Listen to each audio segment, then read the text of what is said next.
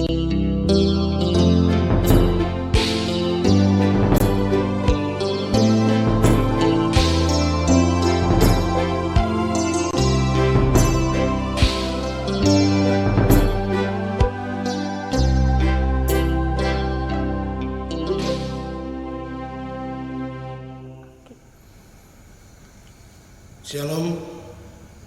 jumpa lagi di Renungan Morning Call GPIB.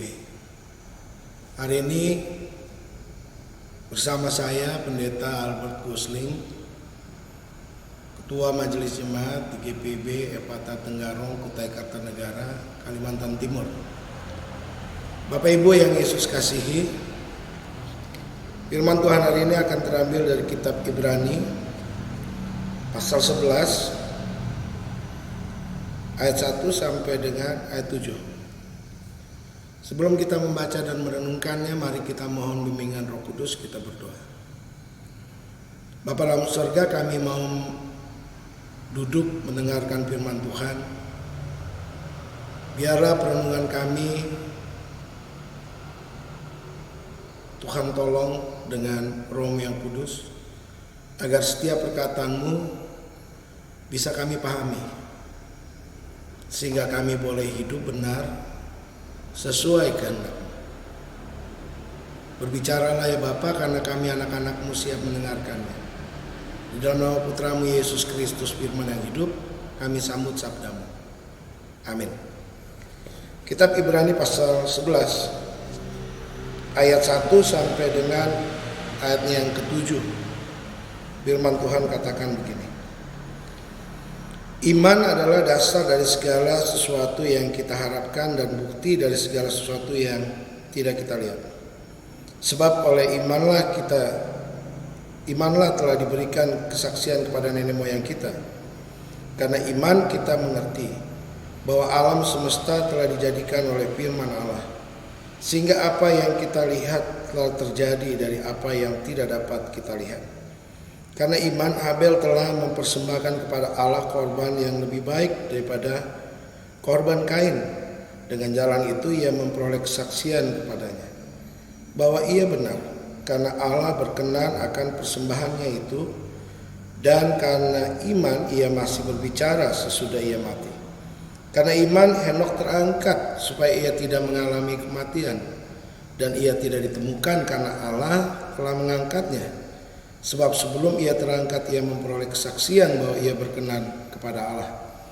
Tetapi tanpa iman tidak mungkin orang berkenan kepada Allah. Sebab barang siapa berpaling kepada Allah, ia harus percaya bahwa Allah ada, dan bahwa Allah memberi upah kepada orang yang sungguh-sungguh mencari Dia. Karena iman, maka Nuh dengan petunjuk Allah tentang sesuatu yang belum kelihatan, dengan taat mempersiapkan bahtera untuk menyelamatkan keluarganya. Dan karena iman itu ia menghukum dunia, dan ia ditentukan untuk menerima kebenaran sesuai dengan imannya. Sedemikian jauh pembacaan firman Tuhan. Yang berbahagia adalah setiap orang yang membaca, merenungkan, atau mendengarkan dan melakukan dalam kehidupan hari lepas hari. Bapak Ibu yang Yesus kasihi, saya ingin mengajak Bapak Ibu untuk melihat satu kisah yang dicatat oleh Alkitab, dan cerita ini cukup menarik untuk bisa menjelaskan bacaan kita dari kitab Ibrani tadi. Kalau Bapak Ibu membuka kitab Lukas pasal 18 ayat 18 sampai dengan ayat 27, nanti Ibu Bapak membacanya. Ada seorang kaya yang bertanya kepada Yesus, apa yang bisa membuat dirinya dibenarkan di hadapan Allah, atau supaya dia masuk surga gitu. Yesus bilang, lakukan yang baik. Dia bilang, semuanya udah. Lakukan hukum Taurat, jangan membunuh, jangan berzina, semua udah dia lakukan. Tetapi ada satu hal yang kemudian dia tidak bisa menunjukkan ekspresi kecewanya dia. Jadi secara singkat saya mau bilang gini, orang kaya ini kalau dibilang rohani, dia rohani sekali gitu. Hukum-hukum Taurat dia lakukan. Bapak Pendeta, kita ini sekarang nggak bicara hukum Taurat, kita hukum kasih. Hukum kasih yang kita bicarakan, kasihlah Tuhan Allahmu dan kasihlah sesamamu. Itu tidak berarti bahwa kemudian kita bebas untuk tidak melakukan 10 perintah Allah kan. Itu hanya menyederhanakan bahasa dari hukum pertama sampai hukum 10, bahwa perbuatan-perbuatan itu kalau dilakukan maka itu akan memberikan kesimpulan bahwa kita mengasihi Allah dan kita mengasihi sesama. Orang yang mengasihi Allah itu kan dia beribadah dong.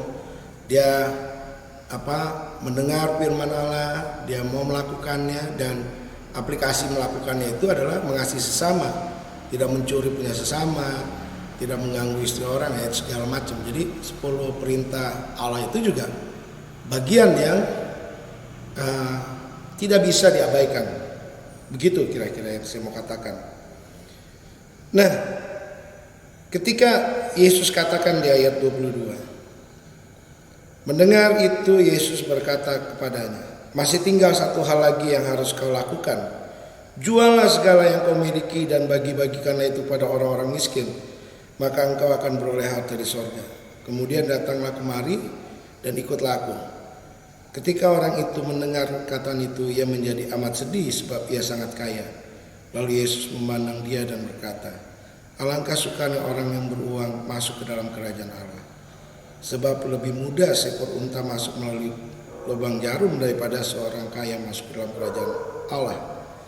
Nah, apakah ini mau mengatakan bahwa beriman itu berarti miskin, susah, dan menerima kenyataan apa adanya?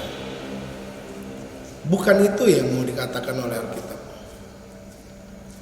Beriman itu dia kebanggaan, kesayangan, dan yang ada di dalam seluruh kehidupan, pusat perhatiannya itu hanya Allah maksudnya. Jadi kalau orang tidak bisa menjadikan Kristus segala-galanya, dia akan susah sekali untuk memahami kata beriman itu. Ada lagu Yesus segala-galanya, itu hanya lagu, orang semua pada pinter nyanyinya. Tapi ketika di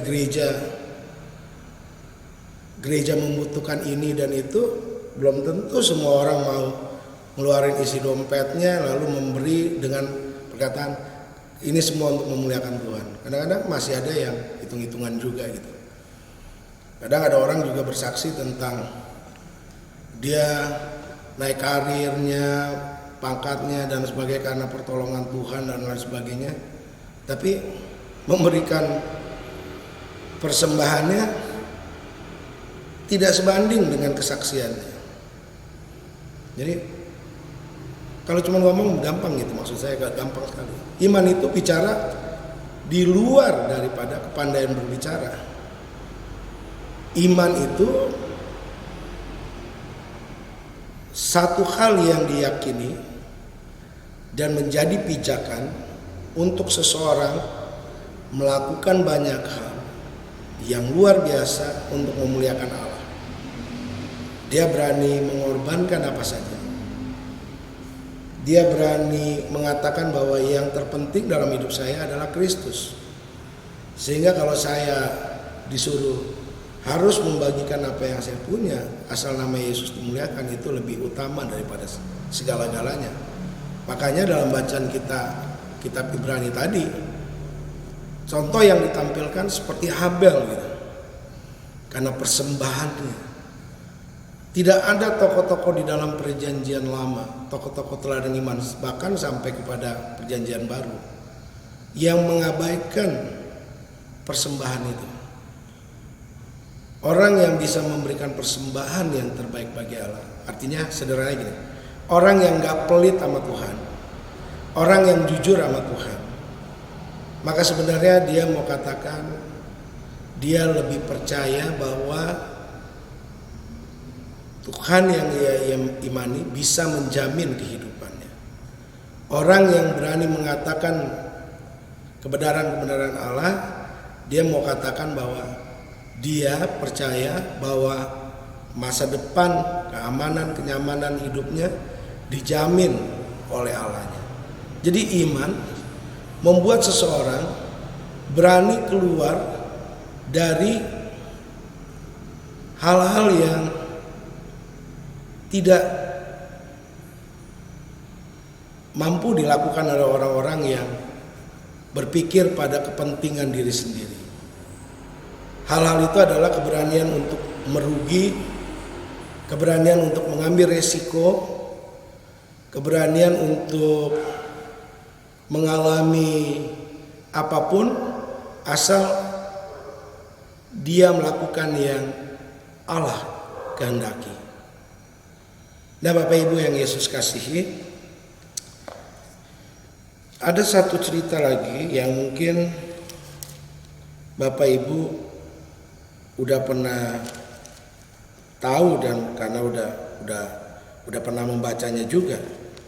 Kalau Anda membaca kitab Lukas pasal 21 ayat 1 sampai 4 misalkan. Itu di sana ceritanya tentang persembahan seorang janda yang miskin. Yesus memujinya. Kira-kira begini ceritanya. Ketika Yesus mengangkat mukanya, ia melihat orang-orang kaya memasukkan persembahan mereka ke dalam peti persembahan. Ia melihat juga seorang janda miskin memasukkan 2 peser ke dalam peti itu. Lalu ia berkata, "Aku berkata kepadamu, sesungguhnya janda miskin ini memberi lebih banyak daripada semua orang itu. Sebab mereka semua memberi persembahannya dari kelimpahannya. Tapi janda ini memberi dari kekurangannya, bahkan ia memberi seluruh nafkahnya." Jadi orang-orang yang mendapat pujian dari Allah seperti Habel, Henokh, Nuh, bahkan si janda miskin tadi adalah orang-orang yang berani mempertaruhkan segala-galanya karena dia yakin Allah yang ia imani tidak akan membiarkan dia menderita dan tidak akan membiarkan dia mengalami kesusahan, apalagi kehilangan harga diri. Kalau sampai di taraf itu, maka orang baru bisa memahami kata beriman. Karena orang bisa mengabaikan semua hal yang membanggakan menurut standar dunia ini dan kemudian menggantikannya dengan Yesus sebagai segala-galanya di dalam kehidupannya. Jadi orang-orang yang masih bergumul dalam kepelitan, orang-orang yang masih bergumul dengan keserakahan, orang-orang yang masih bergumul dengan ambisi-ambisi berlebih dalam dirinya, mereka akan sulit memahami makna beriman. Tetapi orang-orang yang mau berkorban, orang-orang yang royal di dalam pelayanan, orang-orang yang tidak pelit pada Tuhan, orang-orang yang mau berbagi, orang-orang yang mau menjadi saluran berkat, mereka akan lebih gampang memahami kata beriman. Sampai jumpa lagi di dalam renungan Morning Call berikutnya, dan tetap di channel YouTube GPIB Morning Call ini. Tuhan Yesus memberkati. Mari kita berdoa. Terima kasih untuk firman yang boleh kami baca dan renungkan. Biarlah firman-Mu hari ini menolong kami untuk kami memahami secara lebih sederhana tentang makna dan arti dari beriman yang sejati. Dalam nama Tuhan Yesus kami berdoa dan mengucap syukur pada Bapa di sorga. Amin.